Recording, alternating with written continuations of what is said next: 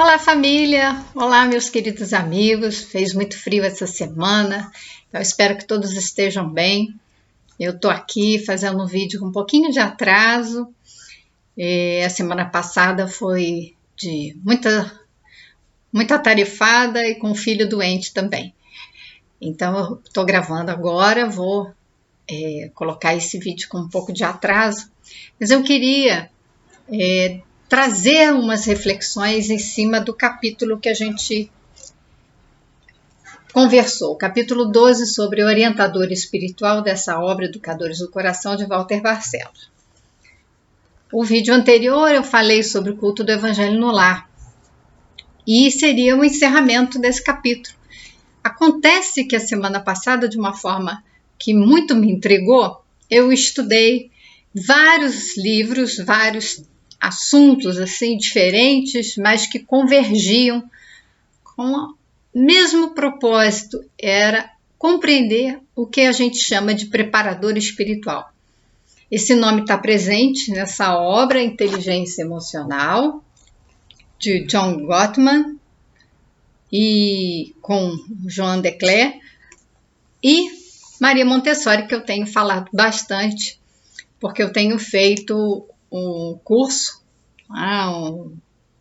sobre um curso de formação, né, no método Montessori. Então, esse livro, O Segredo da Infância, tem um capítulo 30, a preparação espiritual do professor.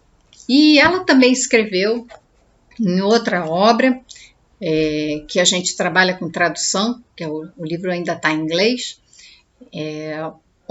um capítulo sobre a preparação espiritual do adulto. Então, todos esses estudos que eu fiz na semana passada conversam entre si, conversam com o tema que o Walter Barcelos trouxe nesse livro. E, mais ainda, que é por isso que eu estou trazendo aqui, conversa com o que os espíritos trouxeram e Kardec codificou quando a gente vai falar sobre a perfeição moral, que é o capítulo 12 do livro 3º. Então eu vou trazer essas ideias para a gente conversar. Quando eu li o capítulo 30 desse livro, Preparador Emocional, a preparação espiritual, né? O preparador espiritual, o preparador emocional, tá nesse livro da Inteligência Emocional. Um dos estilos parentais, ele trabalha a questão da inteligência emocional a partir de como os pais vão poder educar os filhos para que eles desenvolvam uma inteligência emocional. Então, tudo que a gente conversa aqui é sempre voltado para a educação dos pais, como a gente fala, né, eles se tornarem educadores do coração de outras pessoas, de outras crianças. É preciso que a gente se torne o educador do nosso próprio coração. Isso é senso comum. Todos esses estudos da área da pedagogia, da psicopedagogia, da psicologia, então das ciências humanas, vão focar na necessidade da educação começar pelos pais, pelos adultos. Eles entrarem em contato com as suas próprias emoções, pensamentos, né, sentimentos, percebendo os atos, né, as suas próprias ações, para poderem, nesse processo de autoconhecimento, poder conhecer o outro e educar o outro. Então, está tudo interligado. É um grande tripé que a gente já conversou, de tomada de consciência, o autoconhecimento e o conhecimento do outro e do mundo, do que está ao nosso redor. E como isso tudo faz parte de um grande processo, com várias etapas, é uma jornada da evolução do ser espiritual, é é de se esperar que a gente encontre essas discussões disseminadas nesses campos da ciência. Então, está aqui. Tenho me aprofundado nesses estudos e é algo que eu não vi na faculdade, até porque essa obra, por exemplo, da inteligência emocional, esses estudos, eles foram publicados no Brasil no ano que eu me formei. Então, de um tempo para cá, eu tenho me dedicado à educação parental, né, desde 2013, lendo bastante coisa a respeito, fazendo, né, uma transformação, uma evolução nessa minha jornada também. E eu quero compartilhar com vocês que, nesse estudo dos estilos parentais, ele fala dos pais preparadores emocionais. São pais e mães, né, que têm, e ele fala aqui de uma forma pormenorizada, mais detalhada, esses preparadores emocionais. Então ele fala aqui, depois ele retoma para cá, dando mais detalhes. São os pais e mães, educadores, que têm condições de preparar emocionalmente, né? De educar os filhos para que eles desenvolvam uma inteligência emocional. Esses pais apresentam essas condições porque eles fizeram esse trabalho, essa transformação, desse autoconhecimento, e são pais que são capazes de perceber, identificar as próprias emoções e não reprimi-las, ou então não liberar essas emoções de uma forma até exagerada, né?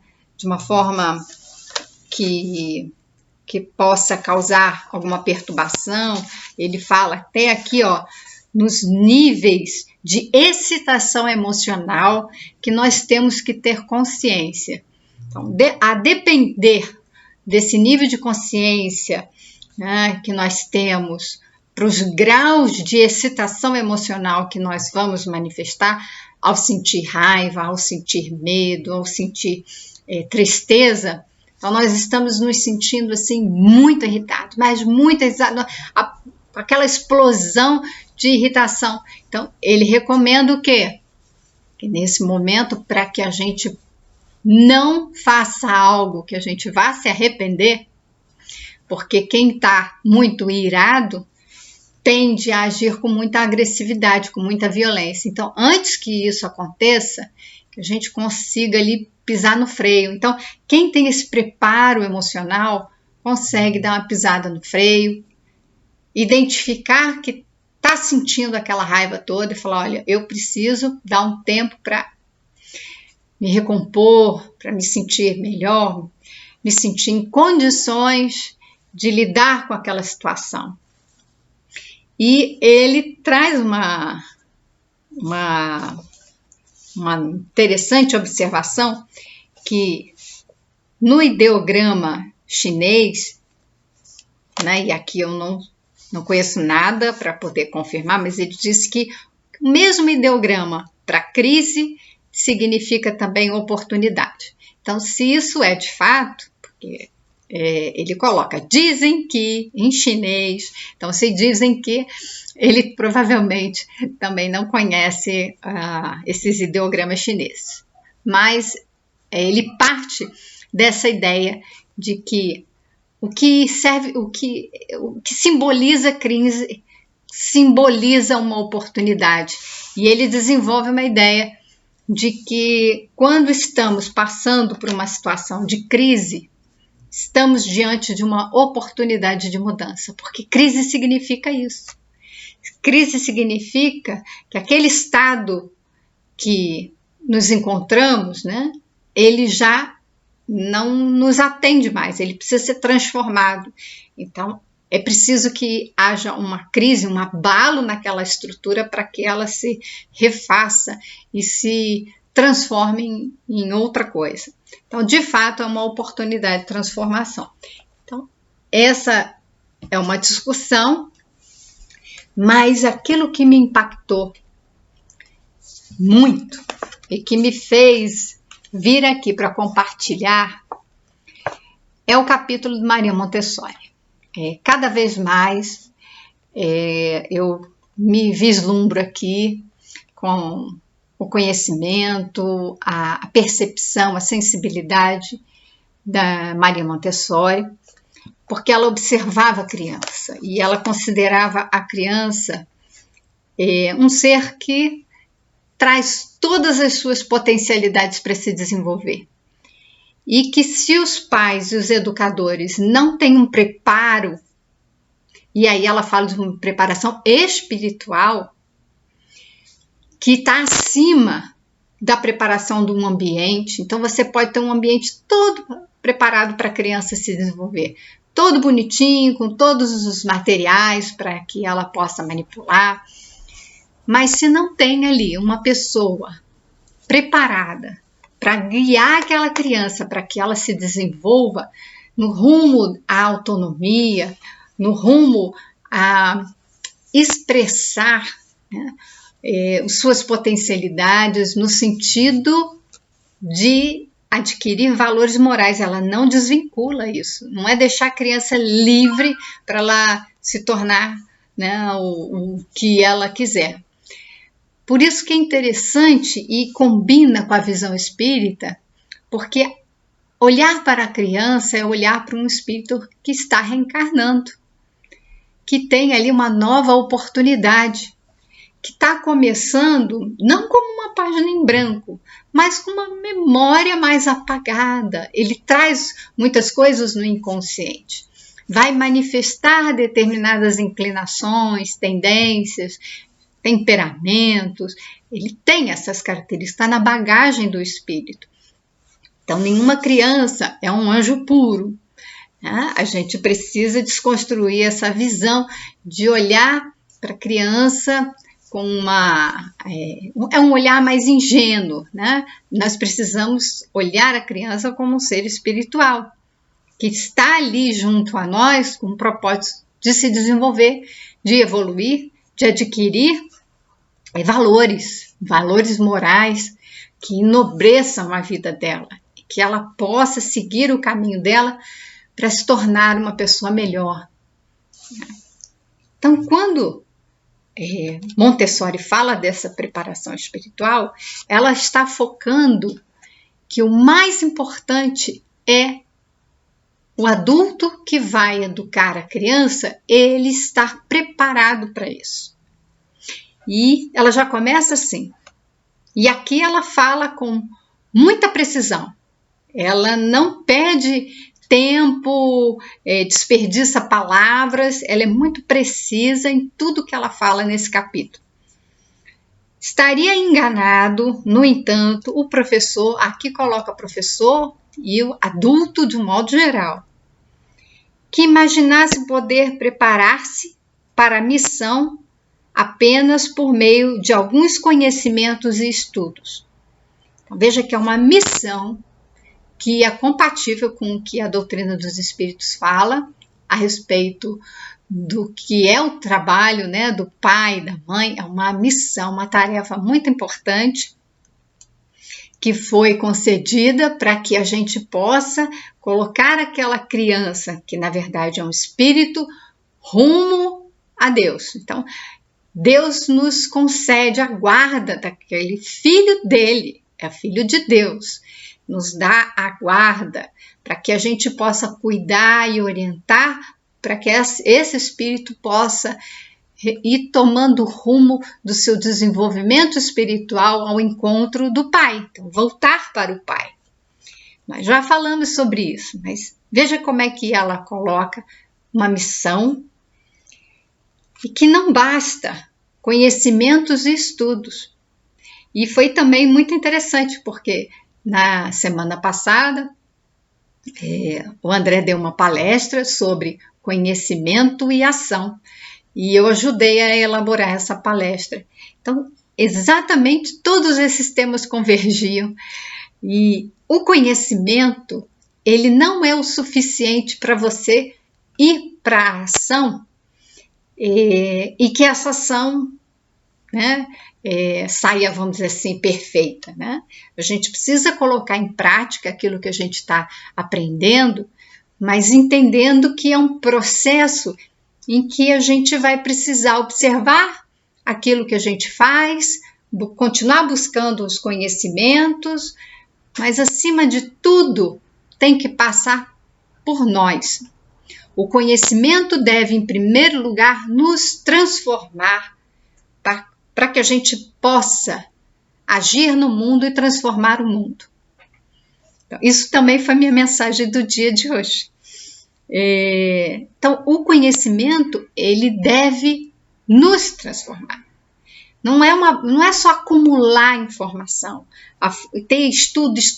Então, vocês veem que eu estudo muito. Esses estudos, eles têm que, em primeiro lugar, ter um efeito sobre mim, me transformar para que eu possa, já transformada, já com esse conteúdo fazendo sentido na minha vida, poder agir no mundo, agir com as pessoas em minha volta. Então ela fala que acima de tudo exigem-se dele determinadas disposições de ordem moral. Então exige-se da pessoa, desse educador, do pai e da mãe, muito mais do que conhecimento, certas disposições de ordem moral. Então, nós precisamos aplicar esse conhecimento para nosso desenvolvimento moral. É a educação do nosso coração em primeiro lugar.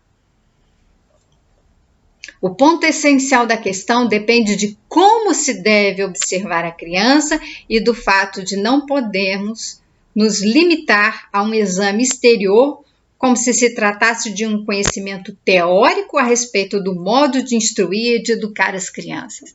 Então, não é algo que fica só de fora, né? De eu ter que estudar como que eu vou poder conduzir, né? Um conhecimento teórico que eu vou aplicar para instruir e educar a criança. O que acontece muitas vezes? E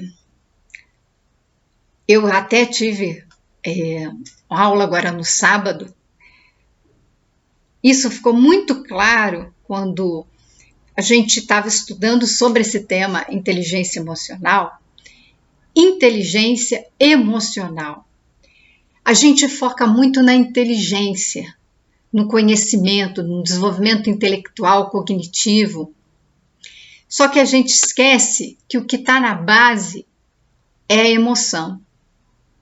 Inclusive, se nós tivermos qualquer nível de abalo emocional, nós não conseguimos pensar direito. Para que eu mude o meu modo de ser, meu modo de pensar, eu tenho que trabalhar as minhas emoções, as minhas memórias emocionais.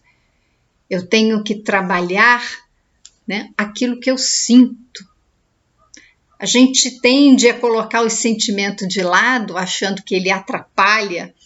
Ele só atrapalha se nós não dermos atenção, não cuidarmos da emoção, porque ela fica perturbada. Toda vez que a emoção fica perturbada e nós não conseguimos lidar com ela, ela vai perturbar o nosso pensamento e, por consequência, vai levar a uma ação, né, inadequada. Então, quando a gente fala que uma criança tem um comportamento inadequado, o comportamento é só a expressão exterior.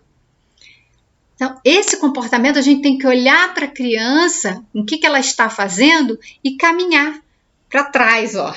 Caminhar olhando o que se passa com ela, o que ela está pensando e, acima de tudo, o que ela está sentindo. Porque o que está provocando esse mau comportamento foi algo que aconteceu e que gerou um abalo de ordem emocional. Então, uma criança que recebe uma educação emocional, ela desenvolve uma inteligência emocional, ela consegue identificar as emoções, ela consegue nomear, então ela consegue dizer, eu estou triste, eu estou com raiva, eu estou com medo, Mas não são só essas as emoções. O nosso vocabulário está muito curtinho, né? Está muito estreito. A gente precisa entender que nós temos uma gama muito grande de sentimentos, né? Que são diferentes de emoções, que já são elaborados também pelo aquilo que a gente pensa, pelas nossas crenças. Então, tudo isso está ali envolvido, né, afetando o outro e fazendo com que a gente tenha determinadas atitudes, comportamentos.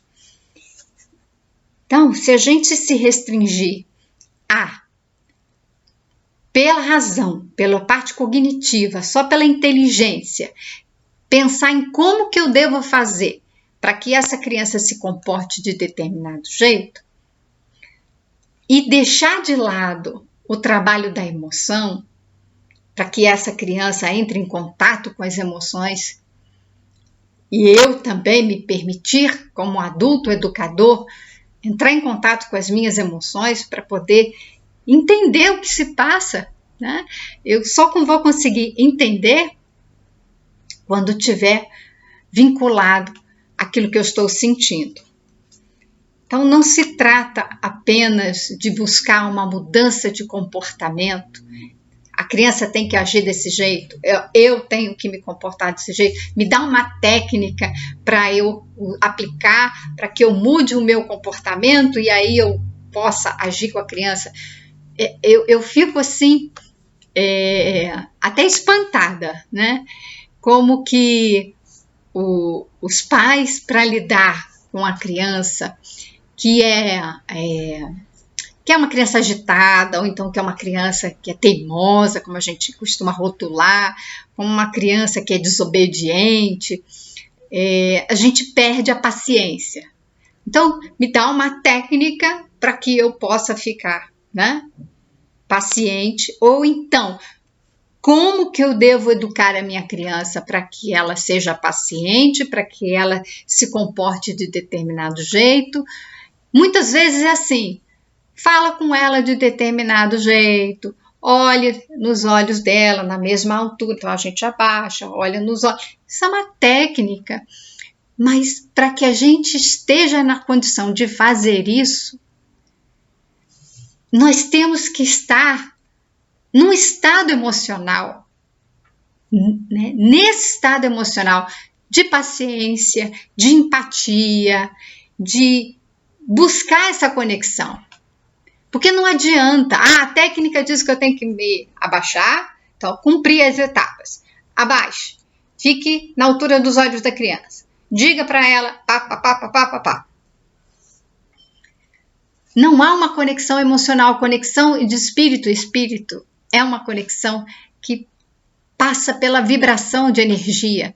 A criança sente isso.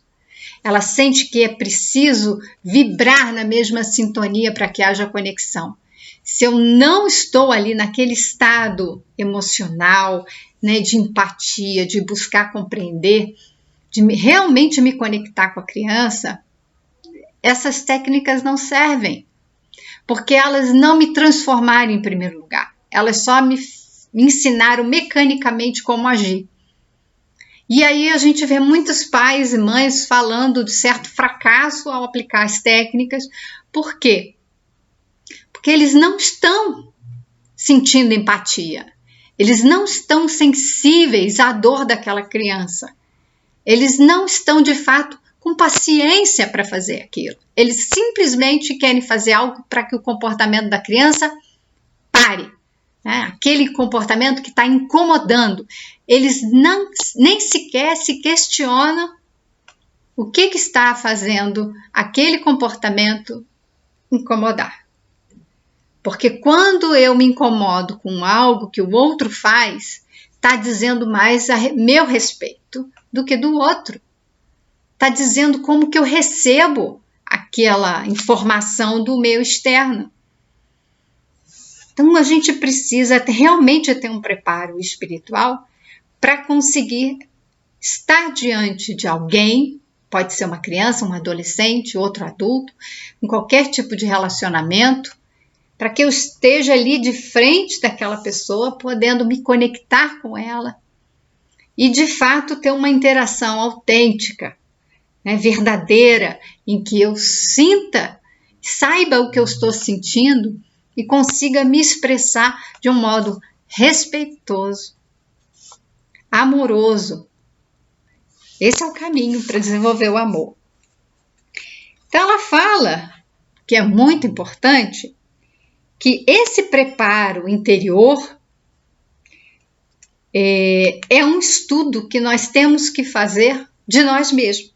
Então, estudando a si mesmo com metódica constância. Então, o autoconhecimento, esse estudo que nós temos que fazer de nós, ele é permanente, é diário, para conseguir suprimir os próprios defeitos mais enraizados, para que a gente possa identificar ali os nossos defeitos. Ela vai nesse sentido, e o que a gente encontra no Livro dos Espíritos, no capítulo da perfeição moral? Então, nós estamos falando de um desenvolvimento moral. Fala do egoísmo e do orgulho. Então, tem um capítulo, né? Tem um item só sobre o egoísmo. Tá? O egoísmo, dentre os vícios, qual o que pode se considerar radical? Já o dissemos inúmeras vezes, o egoísmo, dele deriva todo o mal. Estudai todos os vícios e vereis que no fundo de todos há egoísmo. Por mais que luteis contra eles, não conseguireis extirpá-los, enquanto não atacardes o mal pela raiz. Então está enraizado. O ego, como ela mesma fala, ali, esses defeitos mais enraizados, é o egoísmo, o orgulho. Eles estão tão presos que a gente tem muita dificuldade de perceber. E tudo que deriva, todo o nosso comportamento, ele tem ali essa raiz alimentando, né? O egoísmo alimentando as nossas ações. Se a gente não está sensível para observar, para cuidar desse aspecto, né, moral, que todos os vossos esforços tendam, pois, para este fim. Que a gente coloque os esforços ali para esse fim. Porque aí é que está a verdadeira chaga da sociedade. Quem quiser aproximar-se da perfeição moral, já nesta vida pode extirpar do seu coração todo sentimento de egoísmo, pois o egoísmo é incompatível com a justiça, o amor e a caridade. Ele neutraliza todas as outras qualidades. É a questão 913, e se a gente for lá na 909, o homem sempre poderia vencer suas más tendências mediante seus próprios esforços? Então, na 913, os espíritos falam que deveríamos colocar os esforços todos ali para extirpar do nosso coração esse sentimento do egoísmo. E a Montessori também fala de suprimir os próprios defeitos. Então, é retirar do coração esses defeitos aqui, vamos dizer, né? O egoísmo, o orgulho. Mais tarde ela vai falar da renúncia desse orgulho, da gente achar que sabe mais, que a gente é melhor. Eu sou adulto, eu sei mais, eu que estou aqui para orientar. A gente tem que colocar Jesus e Deus para nos guiar, a todos nós. Eles estão acima de nós e nós não acima de todos. Então, quando a gente se coloca nesse lugar de educador das crianças, nós temos que entender que muitas vezes a criança ela vai se desenvolvendo sem precisar desse adulto para educá-la.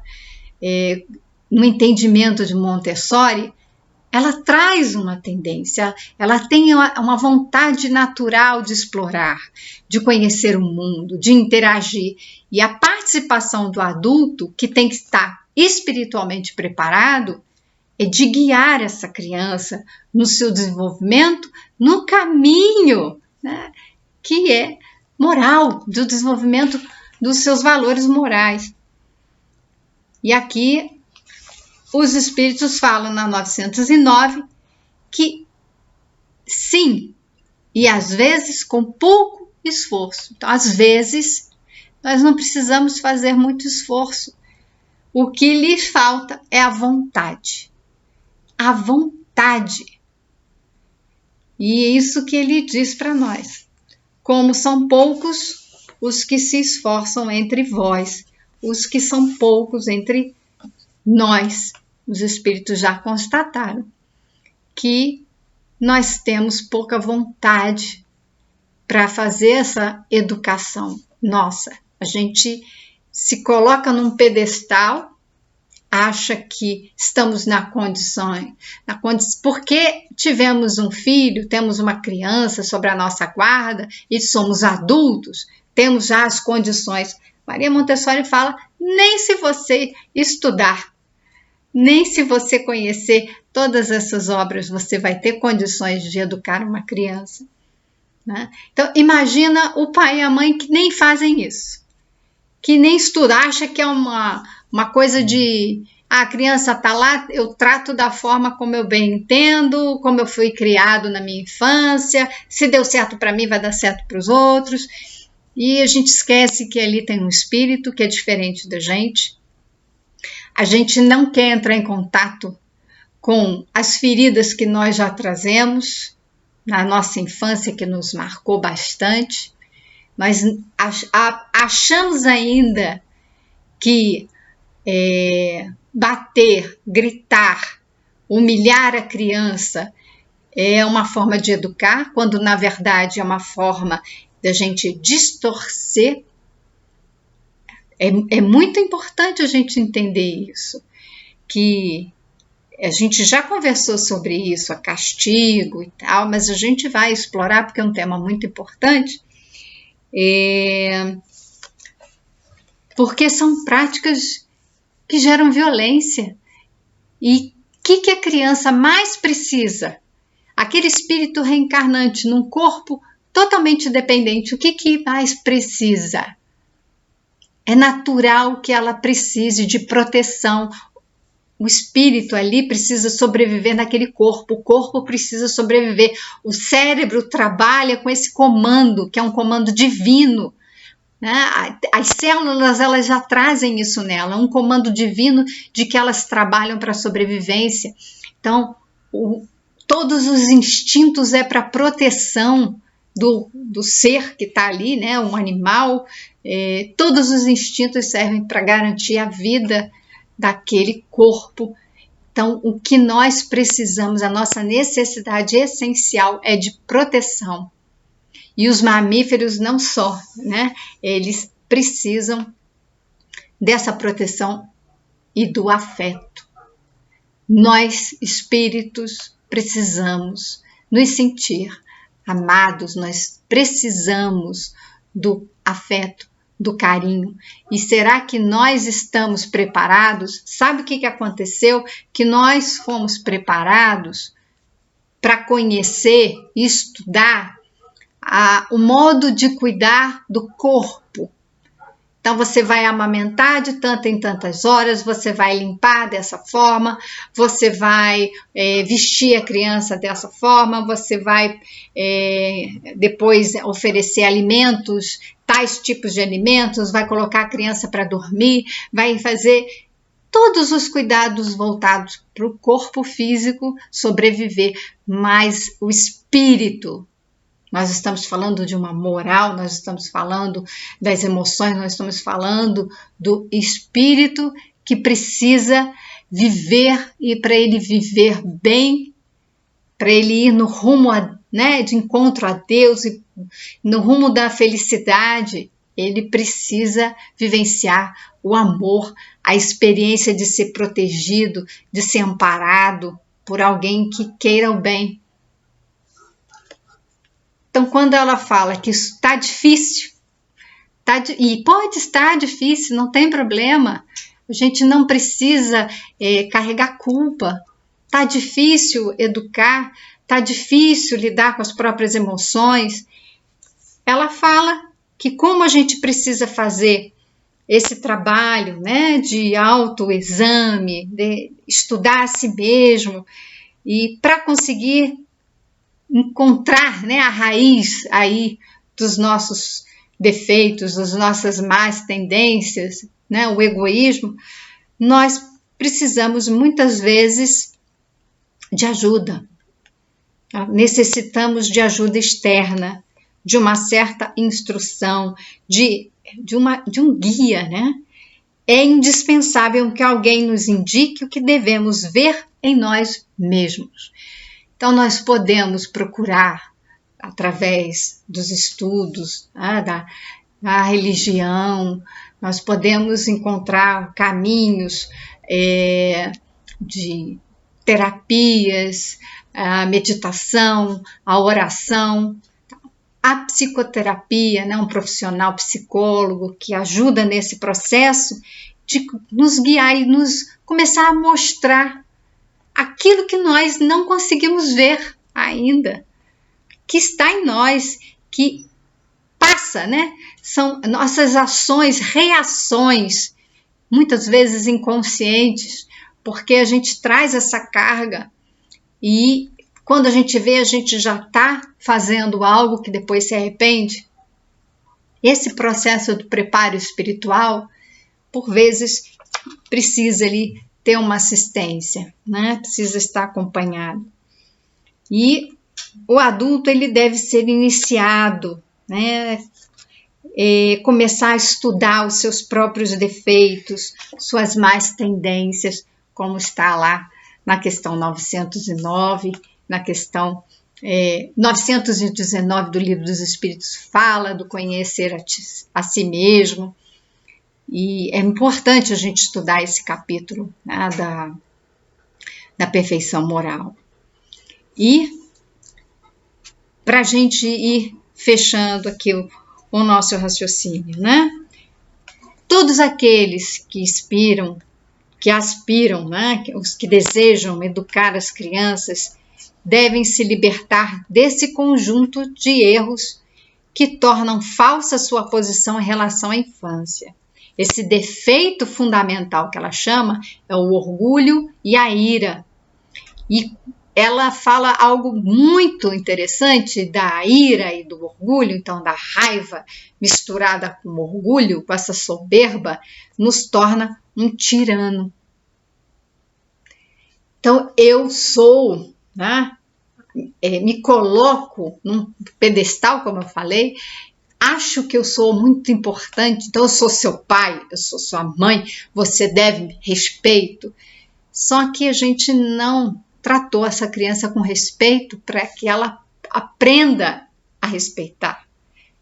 Ela foi tratada com desrespeito. E o que ela vai aprender sendo desrespeitada? Não é o respeito. Ela vai aprender aquilo que estão mostrando para ela, o desrespeito.